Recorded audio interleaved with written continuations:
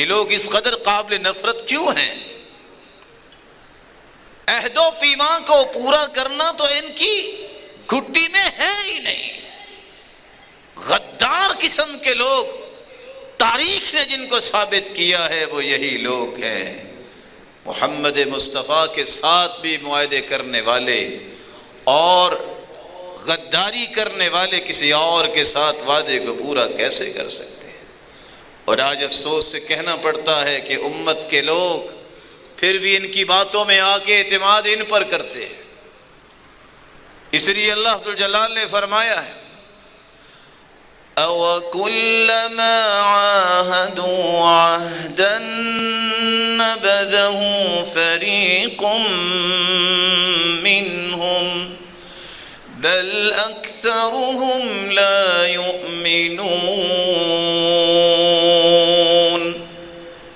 یہ جب بھی وعدہ کرتے ہیں کبھی پورا نہیں کرتے، اور کاش کسی مسلمان کی عقل درست ہو جائے جو بڑے خرامی خوشی سے ان کے ساتھ معاہدے کرتے ہیں کہ یہ ہوگا وہ ہوگا۔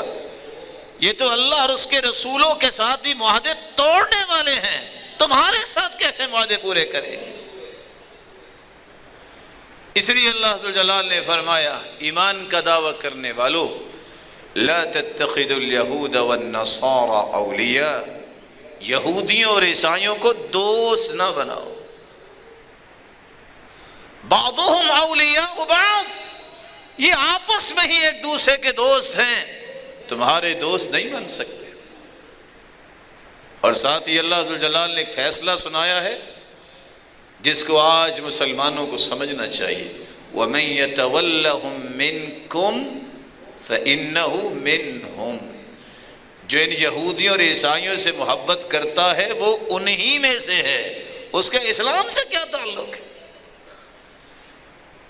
کبھی کسی تہجد گزار نے شرابی سے محبت کی ہے؟